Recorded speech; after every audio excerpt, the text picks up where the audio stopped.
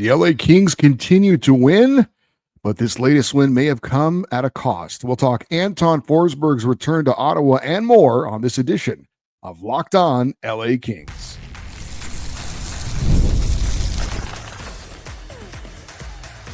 You are Locked On Kings, your daily podcast on the Los Angeles Kings, part of the Locked On Podcast Network, your team every day. Hey, Kings fans, welcome to Locked On LA Kings, part of the Locked On Podcast Network, the #1 sports podcast network, your team every day. Thanks for making Locked On LA Kings your first listen every day. We are free and available wherever you get your podcasts and on YouTube. I'm Eddie Garcia, your host of Locked On LA Kings. I've worked in sports media for the past 30 years.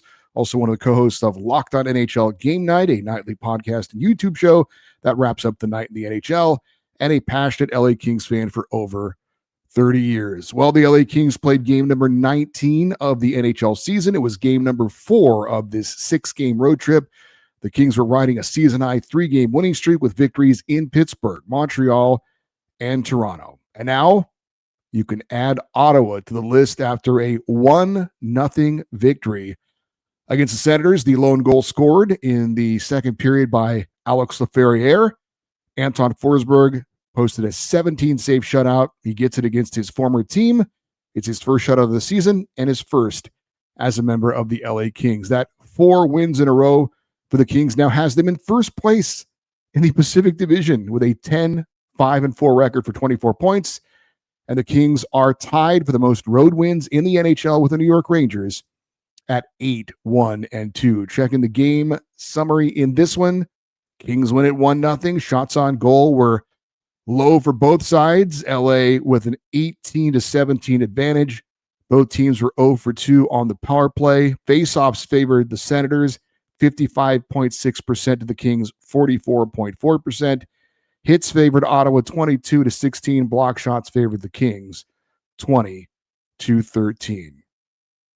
My big takeaway from this game, my wife, the Chargers fan, will not like me using this old Raiders saying, but just win, baby. I saw someone on social media say that the Kings put 17,000 people to sleep. Well, you know what? I hope they all had a nice nap because I will take a 1-0 ugly win every day of the week. I get it. It wasn't the most entertaining hockey I've ever seen. These two teams played an 8-7 overtime game last time they met in Ottawa, and the Senators won. I was not entertained by that. I am entertained by winning. That's what's most entertaining to me. So I get it. But look, anytime you can shut out an NHL team and put a great defensive effort like that forward, I'm okay with that. I wasn't bored. I was, sure, I could have used a few more scoring chances here and there. But a 1-goal game pretty much throughout, and you're kind of on the edge of your seat because one shot either ties it, one shot gives you, a 2-0 lead. I don't know. I'm fine with it. So if it's boring hockey, so be it. I'll take winning hockey and boring hockey any day of the week. Now, I was wondering before the game, going into it, if Kings head coach Jim Miller might make this move to start Anton Forsberg against his old teams. You knew the Kings wanted to get Forsberg a start at some point. And Darcy Kuemper, while he's playing well and the team's playing well, you do want to give him some rest. There are no back-to-back games coming up in this 6-game stretch of road games. So you wondered, okay, where does Forsberg fit in if you're going to fit him in? And this did seem like the likely place. It certainly was fun from a storyline standpoint. And I think it made a lot of sense for Jim Miller to give Anton Forsberg a chance to face his old team in a place where he was one of the goaltenders for the last 5 seasons in Ottawa. And it certainly was something that was going to mean a lot to Forsberg. Maybe it also meant something to the Kings to try and get him the win, a little extra, if you will. So I will give Jim Miller credit. I thought this was a good move on his part. It seemed like kind of a logical place to slot Forsberg in because it was going to mean more to him. Maybe that would be the little something that gave him the edge. And if it did, then good on Jim Miller for doing it. But it seemed to kind of follow the script of what we were hoping to see. Anton Forsberg has struggled a bit this year. Hopefully this is something that gets him on track, but it's certainly a special win for him without question to beat his old team and to get his first shutout as an LA Kings goaltender against the Ottawa Senators. And I can never forget when the Kings acquired Anton Forsberg. I gave a shout out to one of the hosts of Locked On Ottawa Senators. His name is Ross Levitan. He and Brandon Pillar do an awesome job with the Locked On Sens podcast and YouTube show. He's always been really accommodating to me whenever I've asked him any questions. So I reached out and I said, hey, what are the Kings getting in Anton Forsberg?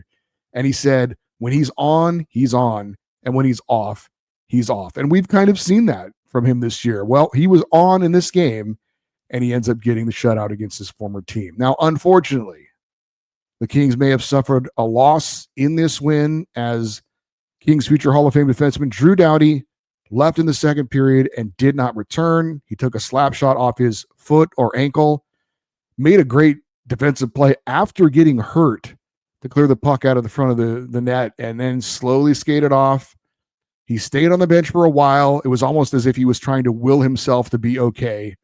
He was clearly in pain, and then eventually the pain wasn't going away, and he goes to the locker room. And look, I've never taken an NHL caliber slap shot off of my foot, but I have taken slap shots off my foot in beer league hockey, and it does not feel good. And when you go off the ice and your foot is numb, you're kind of, shaking it and, just waiting for that kind of numbness to go away and that pain to go away. And if it doesn't, that means something's happened. So afterwards, head coach Jim Miller was asked about Drew Doughty's injury. He said, quote, we'll probably have an update tomorrow, Sunday, but not much to share right now. He made a great play at the end of it because they had somebody backdoor. He's a warrior. We've talked about him a lot, and that's just another example of it, end quote. Sportsnet's Elliot Friedman reported that Doughty was seen after the game in a walking boot. Now, if you don't know what that is, I will quote the internet on this one because I think they described it better than I could. But a walking boot is something you put on your foot to stabilize and protect an injured foot or ankle. It allows for safe weight bearing while healing from injuries like sprains and fractures, end quote. So I am hoping for the best. I'm not expecting the worst. I'm hoping for the best. As an armchair sports doctor, I would say being in a walking boot is a better sign than if he were on crutches. At least he is able to put some weight on that foot or ankle. That said, I would be pretty shocked if Drew Doughty doesn't end up missing some time. I wouldn't be surprised if he ends up on injured reserve, which means he misses at least a week. I'm just keeping my fingers and toes crossed that this is not a long-term injured reserve situation where he's going to be out for months instead of maybe just a week or two, that he misses a handful of games rather than weeks and weeks of games. So we're going to talk a little bit later on about some of the possibilities that the Kings could do to fill in the gaps while Drew Doughty is out. If it is short-term, if it's long-term, then that's obviously a different conversation as well. Didn't want to talk about the special teams, and it's still that good news, bad news situation we've seen recently. The good news is the Kings' penalty kill continues to be solid. Their opponents are now 1 for 15 on the power play over the last 6 games. I don't believe Ottawa had a shot on goal in either of their 2 power play opportunities. So the Kings' PK looks really strong right now. The Kings did do a good job of staying out of the penalty box for the most part. They did take 2 minor penalties in the first period, a tripping call on Trevor Moore and a holding call on Warren Fogle, and that was it. No penalties in the second, no penalties in the third. Of course, the bad news is the power play continues to struggle. The Kings had 2 power play opportunities, both in the third period, both with chances to put the game away as they were up 1-0, and they failed to score on each of those opportunities. Of the 2 power plays, the first one actually did result in a couple of quality chances. Andrei Kopitar wins a faceoff back to the point. Adrian Kempe shoots it immediately on net. There's a rebound. Kopitar was there, but he couldn't put it in. And then the second unit came out on that same power play, and Trevor Moore shot one off of the crossbar. So there were a couple of good chances, but still the results are not there. Now, the power play issues that the Kings are going through currently haven't bitten them in the butt at this point because they have won obviously 4 in a row and they're playing some pretty good hockey. But as it goes along, I think we all know that the power play has to be better. They are just 1 for 9 in their last 9 power play chances. Again, the good news is they're winning despite the issues on the power play. But, we thought that with the acquisition of Andrei Kuzmenko a year ago, that we had solved the power play issues. And we thought, at least I did, going into this year, all right, full season of Kuzmenko, the power play is going to be just fine. Well, it's back to being where it was a year ago. Now, maybe at some point, I've talked about it, Andrei Kuzmenko comes back in the lineup and maybe they correct themselves with him there. I don't know. We'll see. But I do think, I've talked about, eventually I do see the Kings going back to having the 2 defensemen on the power play. However, with the loss of Drew Doughty, that now complicates things for a little while. Sure, Brant Clark could run the power play, but who else is going to be out there now on that second unit? So the injury to Doughty might complicate things a little bit if they were contemplating going back to a defenseman on each of the 2 power play units and operating from there, but we shall see. But hey, props to the Kings defense, in particular, the defensemen, for having to go with 5 D-men for about half the game after Doughty got injured, and they still were able to keep the Ottawa Senators off of the scoreboard. All right, a special night for Anton Forsberg. We'll get more into that next here on Locked On LA Kings, your team every day. Most people can't name all their financial accounts or even what they're worth, whether it's 401ks, properties, or investments. And when you don't have a full picture, you can end up leaving money on the table. That's why there's Monarch. It's an all-in-one personal finance tool that brings your entire financial life together in one clean, easy-to-use interface on your laptop or your phone. Monarch is built for people with busy lives. If you've put off organizing your finances, Monarch is for you. You can link all your accounts in minutes, see clear data visuals, and get smart categorization of your spending, and finally feel in control of your money without ever touching a spreadsheet. You can maximize investments, increase your savings rate, easily review finances with your partner or financial advisor while keeping a clear view of your financial health week to week and long term. Don't let financial opportunities slip through the cracks. Use the code LOCKEDONNHL at monarch.com for half off your first year. That's 50% off your first year at monarch.com with the code Locked On NHL.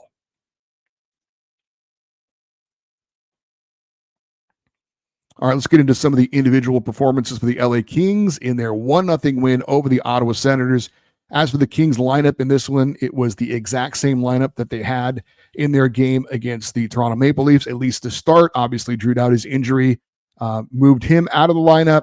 Kings had to go with 5 defensemen after that. Of course, Anton Forsberg gets the start in net, and Darcy Kemper served as the backup. Once again, Andrei Kuzmenko was a healthy scratch. Jeff Malott was in there on the 4th line, Warren Foegele on the 3rd line, and it was Joel Armia still on the top line with Andrei Kopitar and Adrian Kempe.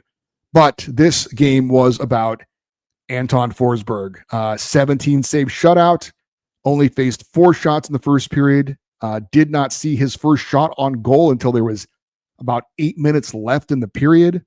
6 shots he faced in the second period, 7 more shots in the third period. So great job by the Kings defense to obviously limit the number of shots he had to see. Obviously a very nice performance for Forsberg, who had his issues so far this season.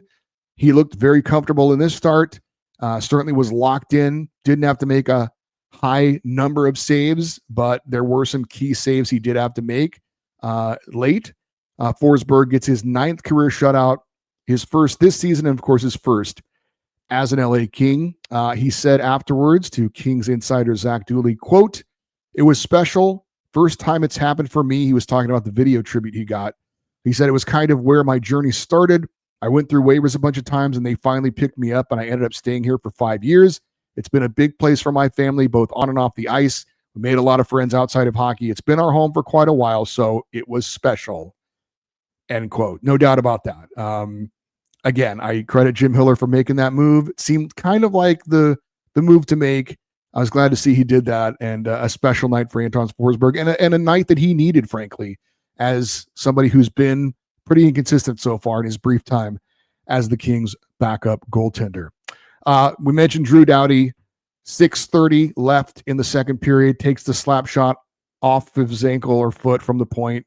He goes down immediately. He gets up and then makes a nice defensive play to clear the puck out of the zone. And then he went to the bench and eventually to the locker room. So again, fingers crossed that this is not a long-term type of injury. Alex Laferriere scores the only goal of the game. Another nice deflection in front of the net for Laffy. Second straight game he scores a goal. Second straight game it's a deflection off a point shot.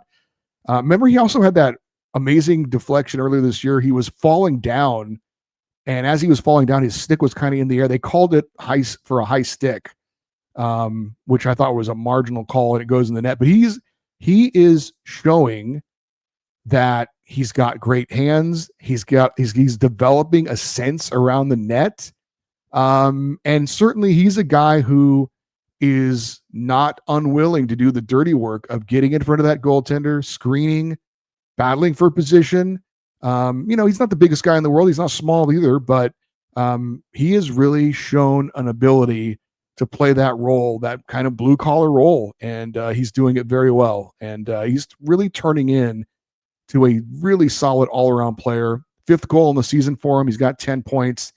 And he is a guy that will do whatever is necessary to help the team. We've seen him killing penalties as well. I think Alex Laferriere has really turned into a nice player for the LA Kings. I did want to mention we had an email on our fan feedback show from Jesse in Eagle Rock, and he said that Jim Hiller should get some credit for the team playing well. And I said I thought that was fair, but I also couldn't think of, what has he kind of done to turn this around? What is, they tweaked the lineup a little bit. Joel Armia on the top line, but as I said, I don't know that I think he's done well there, but it's not like that Kopitar line has really been driving things for the Kings. We've seen the Byfield line really do that. Fiala has been really, really good. Byfield's getting points, and Laferriere is scoring goals for the second straight game. So I will say, upon giving it a little more thought, the team is 5-1 since Jim Hiller decided to move Mikey Anderson back on the top pairing and put Brian Dumoulin on the third pairing. So just some basic numbers I looked at to see if there was any indication there that those two players were playing better. Brian Dumoulin had 1 assist and was a -3 in 13 games prior to this latest move. For Mikey Anderson, he had 1 point in 13 games. He was a +2. Since Anderson has been moved back up on the top line, it's 6 games.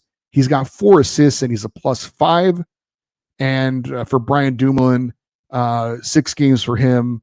I think he's got like 2 assists and he's like a +2 or something like that. So I don't know that those numbers are going to blow anybody away, but I will say it seems like the second version of that defensive lineup that we saw from the start of the year does seem to have been has been working out a lot better and seems to have been the right move. Now, obviously, Drew Doughty is out, so that's going to shuffle things up. So we'll see how it goes from there. But I would say that Dumoulin and CC do look a lot better in this second version of their being paired together.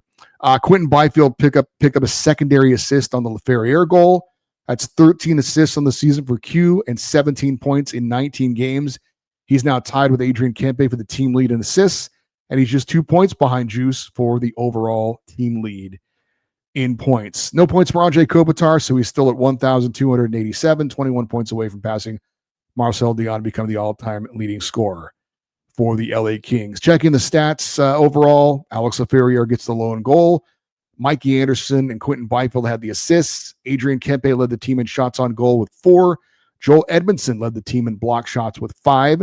Kempe and Edmondson led the team in hits, each with 3.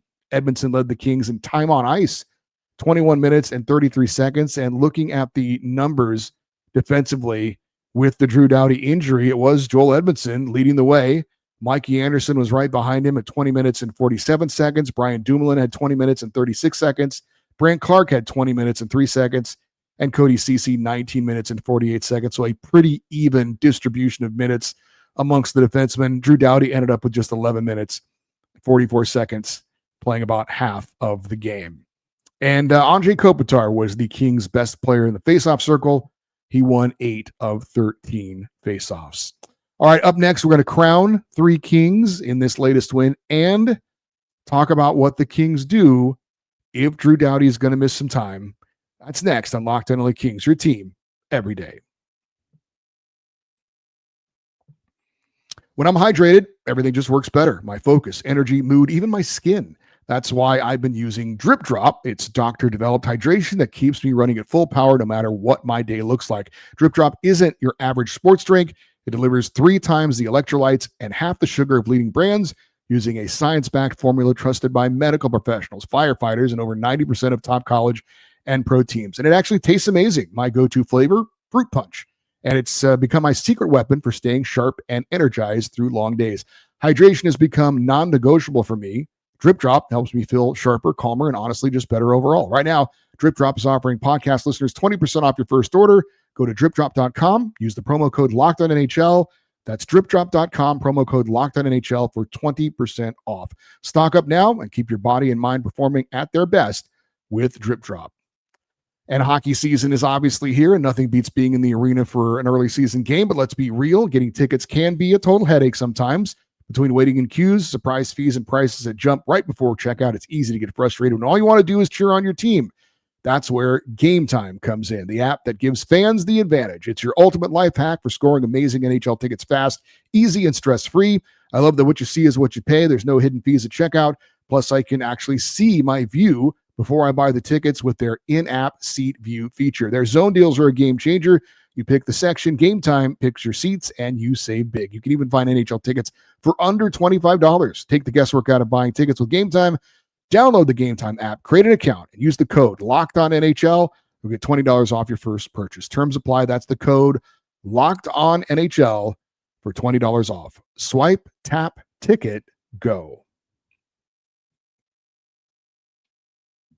All right, let's pass out our 3 crowns, 3 players that deserve praise in this game over the Ottawa Senators. And pretty obvious that our first crown goes to netminder Anton Forsberg for his 17-save shutout. We also have to give a crown to the man who scored the only goal of the game. That would be Alex Laferriere. And I'm going to give Mikey Anderson a crown as well. Had an assist. It was his shot that Laferriere deflected into the net for the goal. And Mikey played over 20 minutes in this one, had to pick up some of the slack once Drew Doughty went out with injury. And speaking of the injury to Drew Doughty, what are the Kings going to do if Drew Doughty is out for a while, which seems pretty likely? Again, fingers crossed it's not long-term, but I would be stunned if he didn't miss some games, at least some games. How are the Kings going to handle replacing him?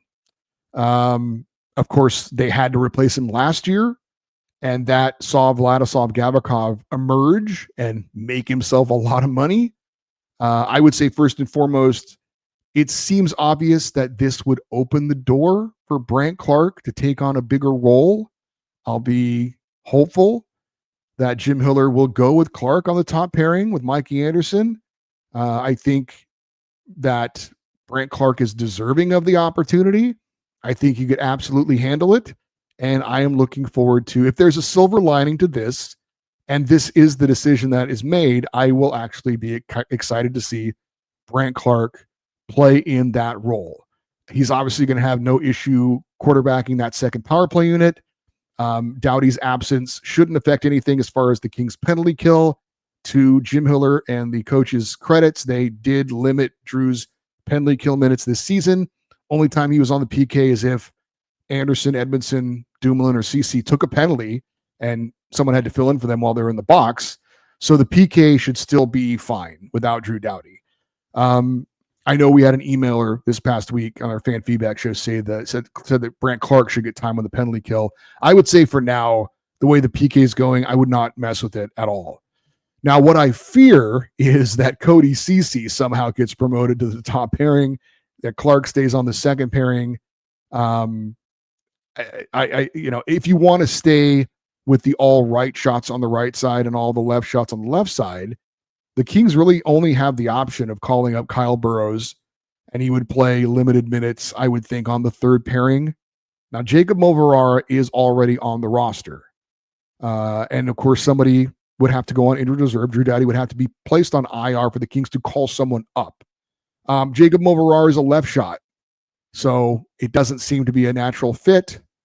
I don't know if someone else could be the Gavrikov and play on the right side, even though he's a left-handed shot. Now, maybe Brian Dumoulin can fill that role if he can. Maybe we see him on that top pairing with Mikey Anderson, and Clark and CC stay where they are, and Moverar would move into the lineup on the third pairing. Edmondson would stay in the second pairing and Anderson on the first pairing. So I don't know if Dumoulin can do that or not. Maybe he can, and maybe that's the move. If he can't, or the Kings don't feel comfortable putting him there, then I don't know that there's any other option other than calling up Kyle Burroughs. Maybe the Kings would go with some sort of 11-7 setup with 11 forwards and 7 defensemen. They take out Jeff Malott and they put both Moverar and Burroughs in there to kind of share minutes. I don't know. We'll see. Maybe the Kings have to get a little bit creative with this, but there really isn't another option. Like I said, if the Kings want to keep all right shots on the right side, all left shots on the left side, Burroughs is the only guy to call up. There really isn't anyone else. Like, literally, if you look at the Ontario Reign, the only 2 right shot defensemen they have are Kyle Burroughs and Otto Celine. And Celine is not NHL ready. And you may not like Kyle Burroughs, but he does have NHL experience. So it seems to me that Burroughs, likely scenario, I think, is Doughty goes on IR, Burroughs gets called up. But again, the thing I don't know is if Brian Dumoulin maybe can play on the right side. If that's the case, then they would do that, and they would just move Arar in the lineup and keep everybody else kind of where they are. So we're supposed to find out some more information on Sunday, and then obviously the game on Monday. We'll see what the lineup is. But, I don't even really want to talk about worst case scenario, but I'll just say if Doughty is out long-term and goes on long-term injured reserve, then the Kings might have to look into acquiring a defenseman for, if there's going to be months and months of Drew Doughty out of the lineup. That's a possibility. Hopefully that's not going to be necessary. But it does come at a bad time, right, for the Kings. They're playing their best hockey of the season. They've got, this winning streak going, but adversity strikes all teams in the NHL, and the Kings will have to deal with this. Just, again, hope it's a short-term thing, not a long-term thing. I did want to mention a couple of Ottawa Senators, LA Kings related things because of this matchup. We saw Jordan Spence for the first time in a Sens jersey facing his old team. John Kelly had the cool story on the FanDuel broadcast that Spence took a bunch of his old teammates out to dinner the night before and picked up the tab. In the game, Spence, I thought, looked pretty good. He was playing on the second pairing due to injury, played 21 minutes and 50 seconds. And I thought he looked good. He had 2 shots on goal. He didn't have any points, obviously. Probably the most noteworthy thing, though, that he did was he put a pretty big hit on one of his really good friends on the LA Kings, Alex Turcotte. So I'm guessing they both got a bit of a laugh about that. Maybe after the game, exchanged some texts. But, I was a big Jordan Spence fan when he was with us. I was really sad to see him go. I guess I understand the move based on how they were going to use or not use Jordan Spence, but I wasn't a fan of it. I typically don't care about former Kings players when they leave the team. There are some rare exceptions. Jordan Spence is one of them. I really like Jordan Spence. I do wish him well. I really do. And also, anytime the Kings and Sens play each other, there's always going to be that Quentin Byfield, Tim Stützle comparison. The 2020 draft, the Kings had the second pick. They could have taken Stützle. Instead, they took Quentin Byfield. Stützle has turned out to be not only the better of the 2 players statistically, but Stützle's been the best player statistically to come out of that 2020 draft class. If they redraft, he's the number 1 pick. In this game, obviously, he didn't have a point. Byfield had an assist. They both played about the same number of minutes. Byfield played 19 minutes, 36 seconds. Stützle played 20 minutes and 41 seconds. So at least for this round on the scoreboard and in the personal box score, advantage Quentin Byfield in this one. Has anybody looked at the standings, by the way? The LA Kings are leading the Pacific Division. How about that? 10-5-4 the record for 24 points. One more point than the Anaheim Ducks, who were losers on Thursday, or on Saturday. Know what day it is, buddy. I wouldn't say that a couple weeks ago I thought this was something we'd see, but interesting what a 4-game winning streak can do for you. The Kings are currently atop the Pacific Division standings.